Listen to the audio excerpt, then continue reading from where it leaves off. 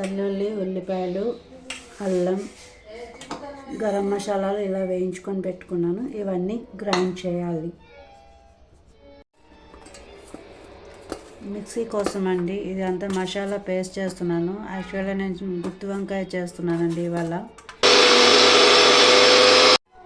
మసాలాలో అండి ఉప్పు, కారం అంతా కలిపేసి పసుపు కొంచెం యాడ్ చేశాను. ఇదంతా కలిపేసి కడుక్కున్న వంకాయలు ఇవి గుత్తి వంకాయకి అని చెప్పాను కదా, ప్రిపేర్ చేస్తున్నాను. గుత్తి వంకాయ ఇలా కట్ చేసి పెట్టుకున్నాను.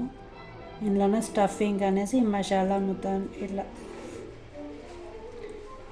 మసాలా ముద్ద ఇందులోనే స్టఫ్ చేస్తున్నానండి.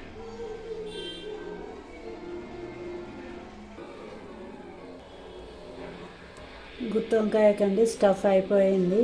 మువ్వ వంకాయ కూడా అంటాం మనం. ఇప్పుడు ఇవన్నీ డీప్ ఫ్రై చేయాలి. ఇవి కూడా చాలా చక్కగా ఫ్రై అయిపోయి తీసేస్తున్నాను. అయిపోయినాయి చూడండి. మసాలా అందులో స్టఫింగ్ ఎట్లా ఉందో అట్లే ఉంది. స్టఫింగ్ రాకుండా ఇలా వచ్చేయాలి. మంచిగా ఉండాలి. నీట్గా ఉంటే గుత్తి వంకాయ బాగుంటుంది. నోట్లో వేస్తేనే కరిగిపోవాలి మసాలా కూడాను. పచ్చిమిర్చి వేస్తున్నాను. ఒక 4-5 పచ్చిమిర్చీలు, ఒక ఆనియన్ వేస్తున్నాను.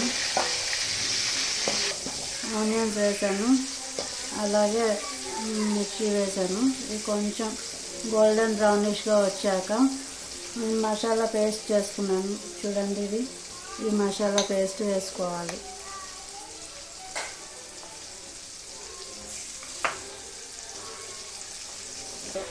మసాలా వేస్తున్నాను. ఇలా చూడండి, ఇలా ఫ్రై అయ్యాయి. ఇప్పుడేమో ఇందులో మసాలా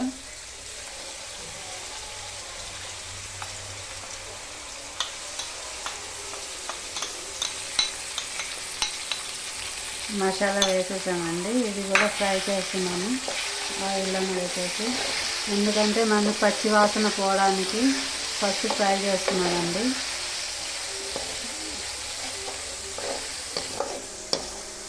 వేయించుకున్న వంకాయ లేదుగండి, మసాలా ఫ్రై అయిపోయింది.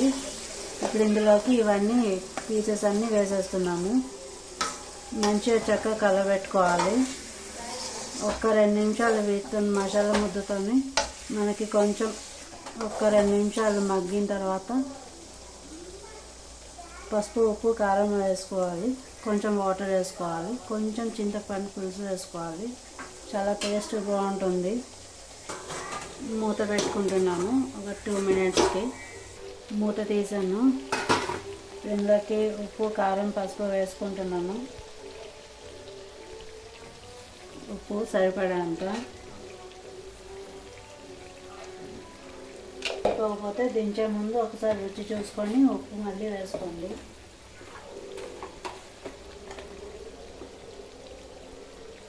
కారం 1 టేబుల్ స్పూన్,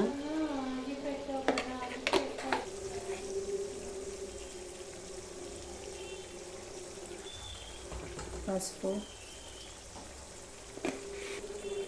ధనియా పౌడర్,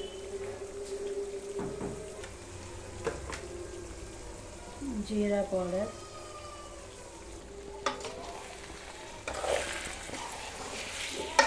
మంచిగా కలుపుకొని వాటర్ వేసుకోవాలి ముక్క ములిగేదాకా. ఇలా చక్కగా ఉడుకుతుంది. ఇంకొక 2 నిమిషాలు ఉడికితే కొద్దిగా వాటర్ తగ్గుతుంది. అప్పుడు కొంచెం మనం చింతపండు నానబెట్టుకున్నాం కదా, ఈ రసం అందులో వేయాలి. అప్పుడు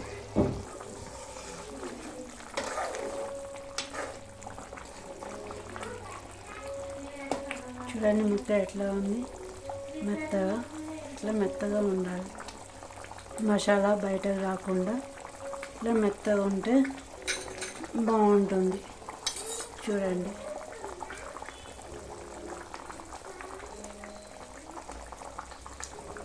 ఇట్లా ఉంటుంది. రసం, చింతపండు రసం వేస్తున్నాను. ఇప్పుడు గుజ్జు తీసేస్తాను. సరే, ఇంకొక 5 నిమిషాలు ఉడకబెట్టుకుంటే చింతపండు ఫ్లేవర్ కూడా మనకు పులుపు మంచిగా తగులుతుంది. దించే ముందు కొంచెం చిన్న ఇంత ఈ మాత్రం సైజు బెల్లం ముక్క వేసుకు.